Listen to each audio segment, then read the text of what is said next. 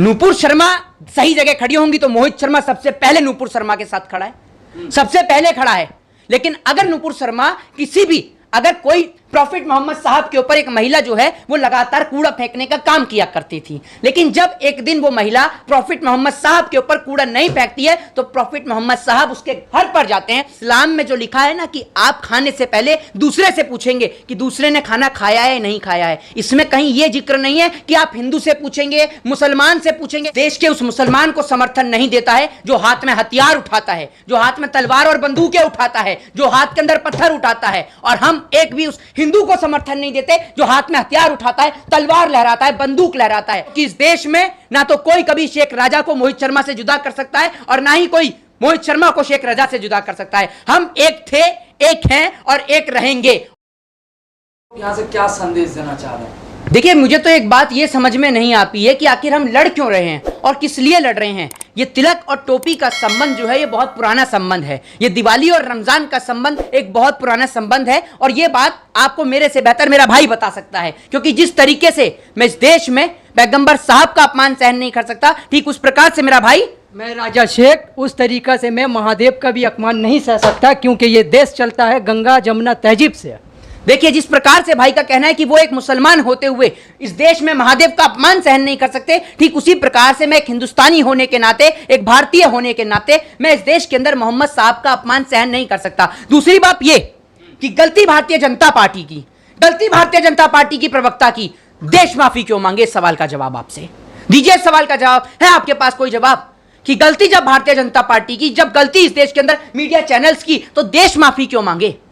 देश किस लिए माफी मांगेगा? और इस देश के अंदर वो लोग जो नफरत का बाजार गर्म करे हुए हैं, जो लोग इस देश के अंदर, और इस बात का विरोध मैं अकेला नहीं, मेरा भाई भी करता है कि जो लोग सर काटने की बात कर रहे हैं, हम उनको बिल्कुल भी समर्थन और सहयोग नहीं देते। हम समर्थन देते हैं उन लोगों को जो संविधान का काम करते हैं, जो संविधान का पालन करते हैं। और आज ऊपर बैठे राजगुरु सुखदेव और भगत सिंह भी यही सोच रहे होंगे कि यार सुखदेव हम के लिए मर गए, ये तो आज आपस में लड़ रहे हैं। हमने इस हिंदुस्तान को आजाद कराया, देश की आजादी का सपना देखा, इस मुल्क की आजादी का सपना देखा कि यह मुल्क आजाद होगा तो आजाद देश के अंदर लोकतंत्र होगा, डेमोक्रेसी होगी। जो भाई तिलक और टोपी के साथ एक दूसरे के साथ हैं वो हमेशा साथ रहेंगे। लेकिन आज इनके बीच में एक नफरत की दीवार खड़ी कर दी गई है। आखिर क्या है? क्या मजहब है? सिर्फ यह मजहब है कि मैं माथे पे तिलक लगाता हूं और मेरा भाई सर के ऊपर टोपी पहनता है? सिर्फ यह धर्म है और इसके अलावा कोई और पहचान है? अगर मैं माथे से तिलक हटा दूं, मेरा भाई सर से टोपी हटा दे, तो क्या आप बता पाएंगे कि इस देश के अंदर कौन हिंदू है, कौन मुसलमान है? ये बताइए आप मुझे। नफरत का बाजार इतना गर्म कर दिया गया है कि आज घर से बाहर निकलना एक हिंदू के लिए, एक मुसलमान के लिए मुश्किल हो गया है। 2 वक्त की रोटी कमाने वाला, अपना घर और परिवार चलाने वाला व्यक्ति आज परेशान हो गया है। इस मुल्क की नफरत के चलते ये पूरा मुल्क नफरत से तबाह हो जाएगा। और आप कब पहचानेंगे? आप पत्थरबाज को लेके घूमिएगा, इसका मतलब पत्थरबाज जो लोग हैं, सुन लीजिए, ये भी शेख राजा खड़े हैं, इनसे मैं नहीं पूछूंगा, आप इनसे पूछिए क्या इनका समर्थन है पत्थरबाजों को? देखिए, मेरा तो कोई समर्थन नहीं है, लेकिन मैं आपको एक बात बताना चाहता हूं कि एक नूपुर शर्मा है और एक मेरा छोटा भाई मोहित शर्मा है, 2 शर्मा है। मगर मेरा भाई जो है ये कॉन्स्टिट्यूशन ऑफ इंडिया के रास्ते में चलता है। जहां हक की बात होता है आपको मोहित शर्मा मिलेगा और जहां गंदी बात होती है वहां आपको नूपुर शर्मा मिलेगा। देखिए, बात यहां पर जो है वो नूपुर शर्मा जो हैं, आपको मैं एक बात बता दूं कि प्यार का संदेश दिया जाना चाहिए। भारतीय जनता पार्टी, इस बात में कोई दो राय नहीं है कि भारतीय जनता पार्टी नूपुर शर्मा का इस्तेमाल किया और भारतीय जनता पार्टी आज नूपुर शर्मा के कंधे पे रख के बंदूक चला रही है। इस देश के अंदर वो लोग भी आतंकवादी हैं, वो लोगों के ऊपर मुकदमा दर्ज होना चाहिए, उन लोगों को जेल में बंद किया जाना चाहिए जो लोग हाथ में पत्थर उठाते हैं, चाहे वो हिंदू हो, चाहे मुसलमान हो, चाहे सिख हो या ईसाई हो। पत्थर उठाने वाला किसी मजहब, किसी जाति का नहीं हो सकता। अगर वो कुरान को मानने वाला होता, अगर वो गीता को मानने वाला होता तो क्या वो हाथ में पत्थर उठाता?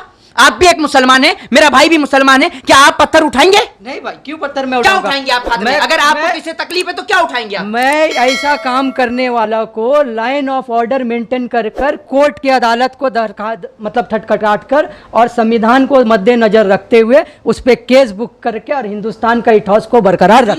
सुन लिया आपने, ये इस देश का मुसलमान है जो संविधान में भरोसा रखता है। ठीक है, विरोध कर रहे हैं किसका?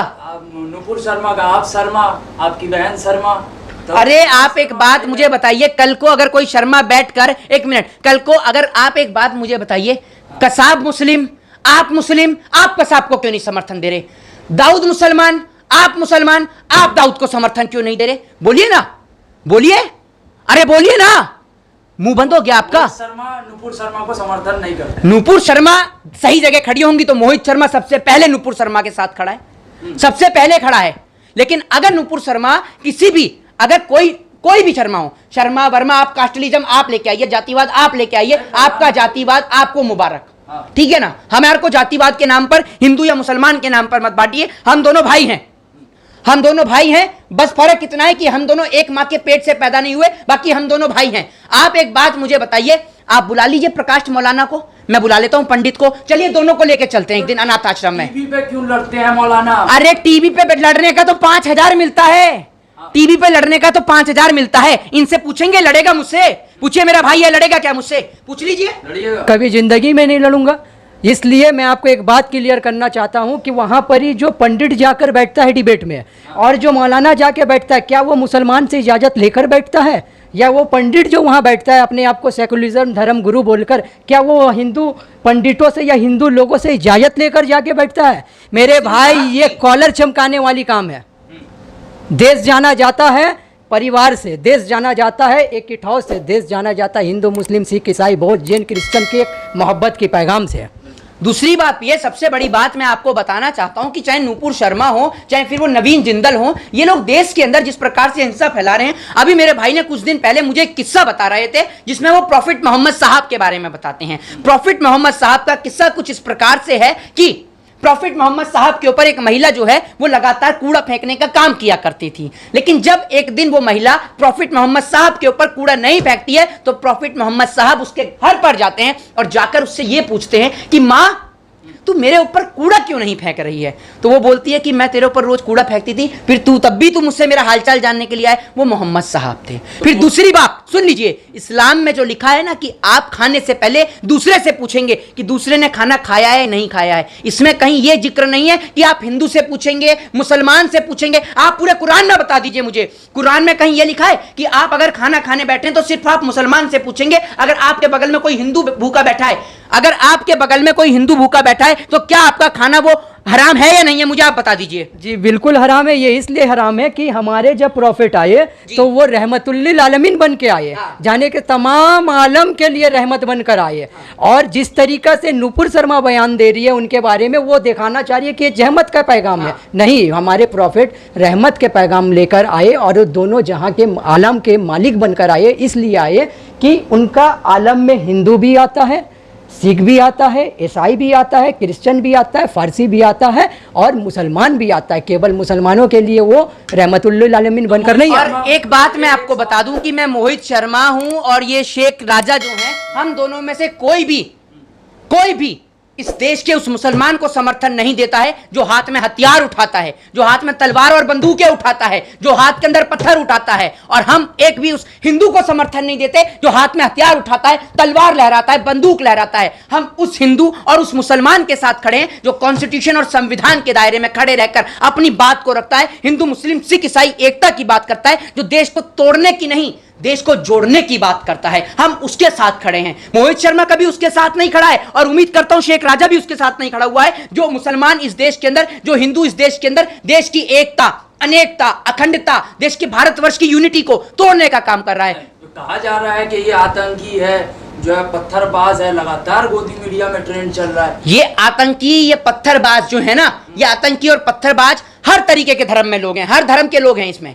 आतंकियों में, पत्थरबाजों के अंदर में आपको हिंदू धर्म के भी लोग मिलेंगे, मुसलमान धर्म के भी मिलेंगे, सिख धर्म के भी, ईसाई धर्म के, हर धर्म में होते हैं। ये कुछ लोग ऐसे होते हैं जो धर्म को बदनाम करते हैं, जो धर्म के नाम पर पूरे देश के अंदर हिंदुस्तान की फजीयत कराते हैं, जो तिरंगे को अपमानित कराते हैं, तिरंगे को शर्मसार कराते हैं। और बड़े शर्म होकर हमें सर झुकाकर बोलना पड़ता है जब कोई सामने से ट्विटर पे ट्वीट डालता है या सोशल मीडिया पे मैसेज लिखकर हमसे पूछता है ना कि आप उसी इंडिया से हैं जहां के लोग पत्थर मार रहे हैं, जहां के लोग मंदिरों में ना जाकर मस्जिदों पर झंडा लेकर खड़े हुए हैं।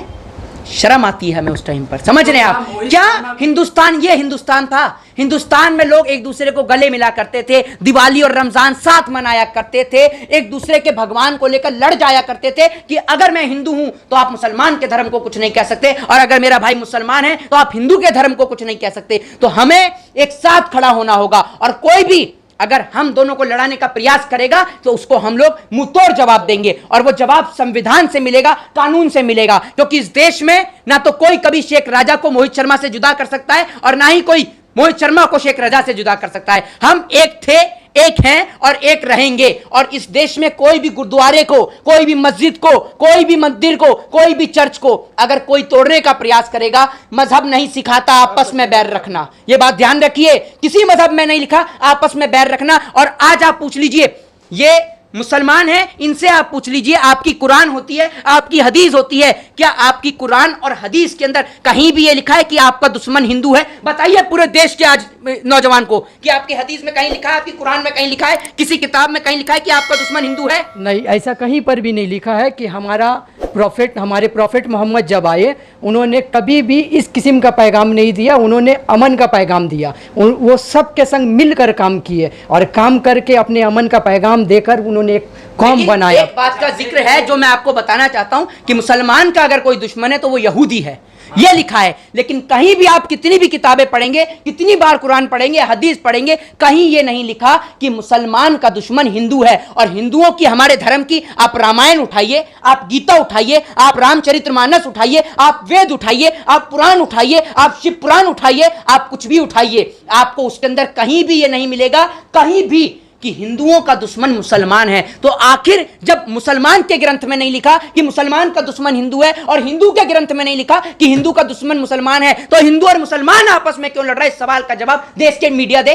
देश के प्रधानमंत्री दे। इस सवाल का जवाब क्यों चुप हैं आज प्रधानमंत्री मोदी? तो मोहित शर्मा क्या प्रॉफिट मोहम्मद से प्यार करते हैं?